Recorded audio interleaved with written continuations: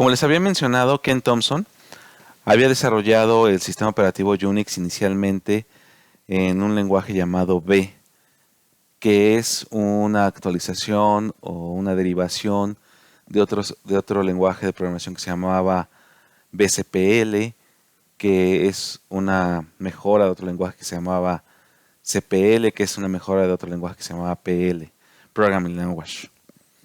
Sin embargo, este lenguaje B no era tan poderoso como el siguiente lenguaje, que fue la actualización de B o la mejora de B.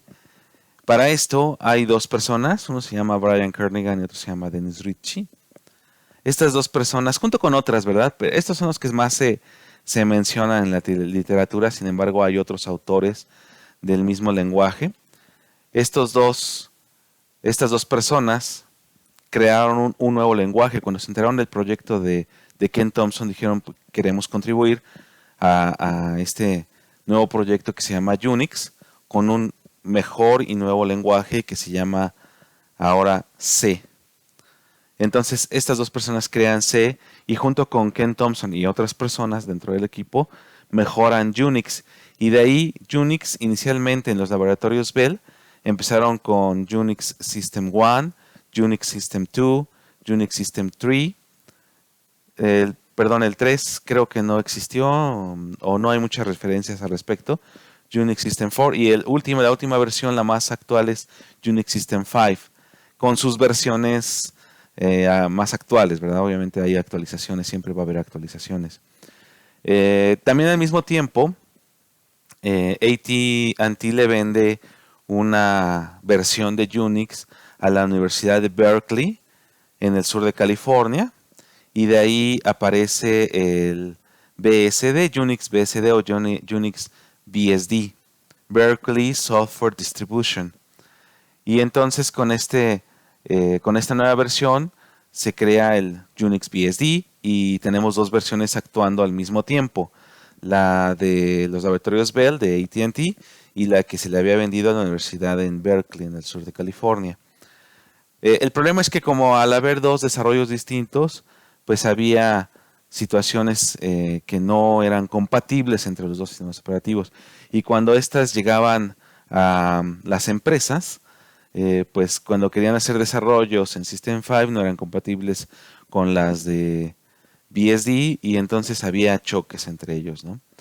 Y por lo tanto hubo la necesidad de hacer una estandarización de, primero el lenguaje C, se estandarizó en un ANSI C, y después Unix se estandarizó en algo que se conoce como POSIX, que significa Portable Operative System, y la IX se la pusieron nada más para que rimara con el X de Unix. Entonces, bueno, esta POSIX es la estandarización de Unix, y todos los sistemas operativos basados en Unix deben de seguir esta estandarización. Sin embargo, no nada más los sistemas operativos basados en Unix siguen esta estandarización. ¿Quiénes siguen esta estandarización? Siguen, pues actualmente, Linux, obviamente Unix en sus dos versiones, BSD y System 5, Mac, obviamente, porque es un núcleo basado en Unix, Android, que es un núcleo basado en Unix, iOS, obviamente porque viene de Mac y obviamente también es un núcleo basado en Unix. Y bueno, casi ya mencioné todos, excepto uno, que es Windows. Podríamos pensar Windows no sigue una estandarización de Unix. Y bueno, inicialmente cuando era MS2 solamente, no la seguía tal vez, pero actualmente Unix sí sigue ciertos estándares de POSIX. O sea que tiene cierta compatibilidad con los sistemas operativos Unix. Luego aparece la cuarta generación de las computadoras. A ver, haciendo una recapitulación.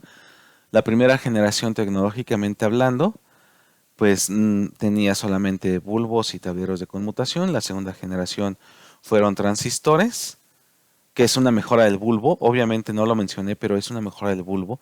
Un transistor hace exactamente lo mismo que un bulbo, con menos disipación de energía y menos consumo de energía, claro. O menos disipación de potencia y menos consumo de energía. Y obviamente eso hizo que se hicieran más pequeños los dispositivos y que no necesitaran tanta energía para operar.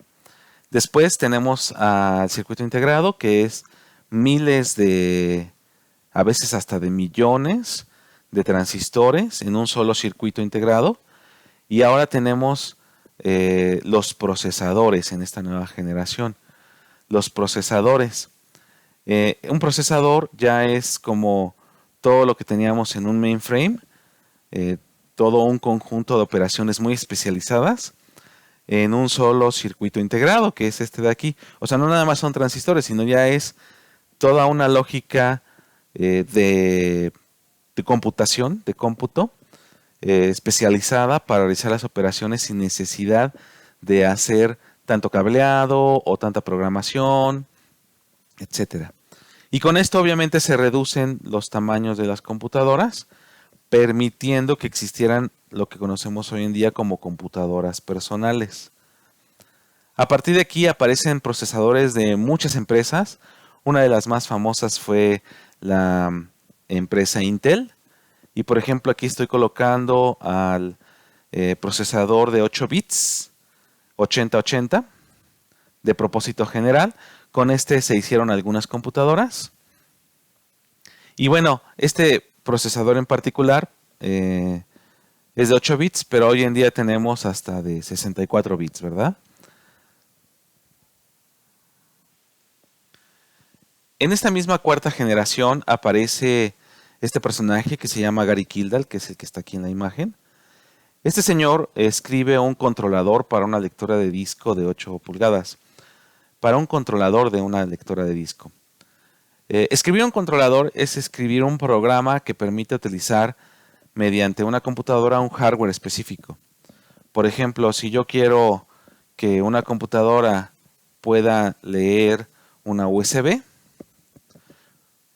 pues tengo que escribir un programa que se llama controlador, que se pueda comunicar con la USB para poder adquirir los datos de la USB o poder escribir en la USB.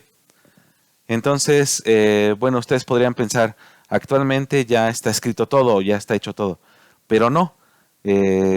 Cualquier hardware que ustedes piensen que puedan crear y que quieran comunicar con una computadora, pues a lo mejor va a necesitar de un controlador para poderse comunicar con esa computadora. Me acuerdo mucho de un desarrollo de hace muchos años de un ingeniero eléctrico en electricidad, creo que así se le llama. Este ingeniero quería controlar un motor de corriente alterna a través de una tarjeta electrónica que creó, pero quería controlarlo a través también de la computadora. Entonces, lo que hizo fue crear un controlador para la tarjeta que controlaba el motor. Entonces, bueno, esa es una de las aplicaciones.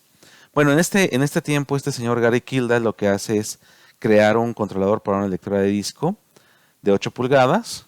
Eran disquetes, se le llamaban disquetes, eran unos disquetes grandes. Y también con esto se dio cuenta de que podía escribir muchas cosas a tal grado de que escribió un sistema operativo llamado CPM o Programa de Control para Microcomputadoras.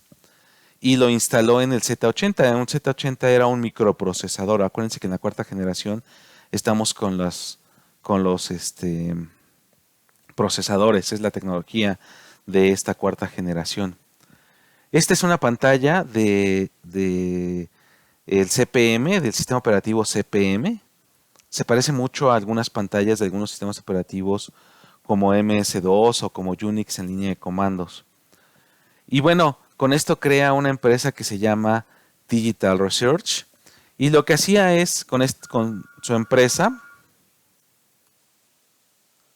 sí, con su empresa Digital Research lo que trataba de hacer es pues ir con las empresas que necesitaban computadoras e instalarles el sistema operativo CPM en los microprocesadores que manejaba cada computadora.